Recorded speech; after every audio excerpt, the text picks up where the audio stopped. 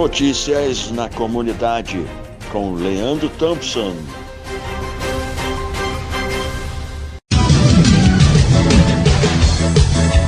Fala galera, sou o Leandro Thompson chegando aqui no nosso quadro Notícias na Comunidade, sexta-feira, 16 de agosto de 2024.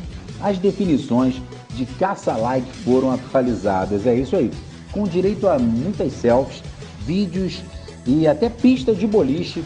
100 influenciadores digitais visitaram Joe Biden na Casa Branca. O presidente norte-americano enviou um convite oficial dizendo que queria conversar com eles sobre saúde mental, inteligência artificial e remuneração nas redes sociais. E ele disse o seguinte: vocês são o futuro. Foi assim que Joe Biden começou a sua fala, revelando aí, acreditar que os influenciadores são a nova forma de nos comunicarmos e a principal fonte de notícias na atualidade. Todo mundo que estava na plateia, de maquiadores a gurus fitness, conseguiram aí tirar uma casquinha do presidente norte-americano. Rolou até dancinha e close nos corredores da Casa Branca. Ao posar aí, como o presidente, bacaninha, como eles falam lá nos Estados Unidos, Biden e o Partido Democrata ganham divulgação gratuita nos stories e nos feeds das redes sociais para milhões de seguidores a poucos meses da eleição. Então isso é uma estratégia política atual, Você está ali envolvido com os influenciadores digitais. A estratégia, ela já vem sendo usada e a equipe atual do governo chama esses influenciadores com frequência para alguns eventos, jantares e também pronunciamentos. É comum liberar o presidente para essas trends. Então eles tentam vincular a imagem do Joe Biden, que até há pouco tempo estava sendo criticada por conta daquele debate com Trump e relacionando a idade dele avançada, e estão tentando dar uma, vamos dizer assim, uma limpeza de barra, mostrando que ele é um presidente antenado com os jovens. Olha só, pessoal, a nova candidata, democrata, a Kamala, ela gasta aí, por exemplo, 10 vezes mais que os republicanos quando o assunto é propaganda na internet. Então, a Kamala Harris, ela também já é bem ligada a essa tendência nova do mundo digital. Continuando com notícias aqui, vamos falar um pouquinho de educação. Muito debate, poucos resultados. Mais uma vez, o Brasil está longe de alcançar as metas colocadas para a situação da educação no nosso país.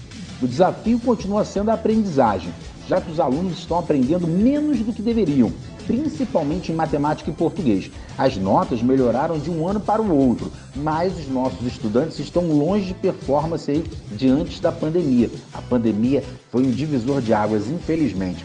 Alunos do 6º ao 9º ano do ensino fundamental e alunos do ensino médio ficaram abaixo aí das metas do país.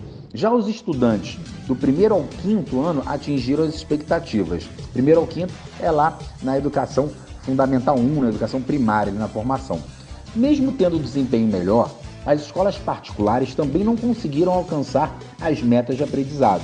Esses são outros pontos aí de atenção. Por exemplo, 1 a cada 5 cidades, os alunos do 5º ano não sabem somar moedas de 25 ou de 50 centavos. Por exemplo, cerca de 20% desses estudantes têm dificuldade em converter horas em minutos e ver o relógio de ponteiro. No 9º ano, o desafio está em entender as unidades de medida e fazer somas com quantias em dinheiro. A maior parte dos alunos do ensino médio não entende o sentido de uma notícia e não reconhece humor ou ironia em crônicas. Entre 81 países, o Brasil está na 70ª posição. Então, olha só, perto da Jamaica, Montenegro, pelo menos desde 2009. Não temos uma melhora considerável nesses índices. Então, tem muita coisa aí e não é sozinho, Não é o aluno sozinho, é o aluno, é a família, é o governo municipal, estadual, federal, a iniciativa privada. É um trabalho em conjunto para sair dessa incômoda posição tão lá atrás, E o futuro depende muito, muito da educação. Vamos falar agora um pouquinho de temperatura. Após uma semana de frio intenso, as temperaturas no estado do Rio de Janeiro apresentaram uma leve elevação, mas ainda permanecem baixas em diversas regiões. Nesta sexta-feira, em Nova Friburgo, aqui na nossa cidade, registrou a mínima de 6,9, quase 7 graus aí, gente. mantendo-se entre as cidades mais frias do estado. Essa leve alta nas temperaturas, no entanto, não afastou o frio que continua a marcar presença no cotidiano dos friburguenses. A elevação das temperaturas também ela foi observada em outras cidades aqui da Serra, por exemplo, como Petrópolis e Teresópolis, que seguem aí também com 7 graus. Esses dados refletem a persistência do clima frio, mesmo com um leve aumento registrado em relação à semana anterior. Os órgãos relacionados aí a clima, né, estão dizendo que nesse final de semana as temperaturas vão aumentar um pouquinho, mas não é muita coisa não. Mas o solzinho vai dar as caras aí nesse sabadão e nesse domingo, pessoal. Vamos falar um pouco de futebol? Na noite dessa quinta-feira, o Flamengo venceu o Bolívar por 2-0 no Maracanã e abriu vantagem no confronto das oitavas de final da Copa Libertadores da América. Os gols da vitória do time do treinador Tite foram marcados por Luiz Araújo e Léo Pereira. O primeiro veio após boa troca de passes entre De La Cruz e Arrascaeta. O atacante recebeu uma linda assistência do Pedro e bateu forte, sem chances para o goleiro Lampe do Bolívar. Já o segundo gol foi aos 45 do segundo tempo, em uma cabeçada depois de uma boa cobrança de escanteio. O duelo de volta vai ser na altitude de La Paz. Será na próxima quinta-feira, dia 22, 9h30 da noite. E agora, no final de semana, teremos aí, né, os confrontos dos cariocas no Campeonato Brasileiro. Sabadão, nós teremos o Fluminense pegando o Corinthians. O Fluminense tem que vencer para sair da incômoda posição do Z4 de 18º. No domingo, nós teremos, né, o Vasco indo enfrentar o Criciúma na casa dos caras. É um jogo difícil, o Vasco perdeu, tomou uma goleada lá no primeiro turno pelo próprio Criciúma, mas agora é um outro Vasco e vai buscar um resultado positivo lá contra o Criciúma em casa. E teremos no domingo, 6h30 da noite, até finalzinho da tarde, início da noite, Flamengo e Botafogo.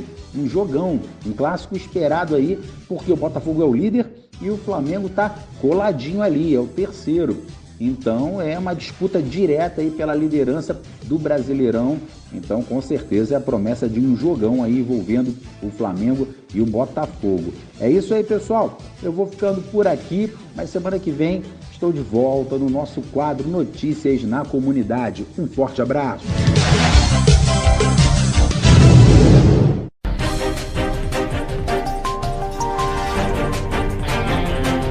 Notícias na Comunidade, com Leandro Thompson.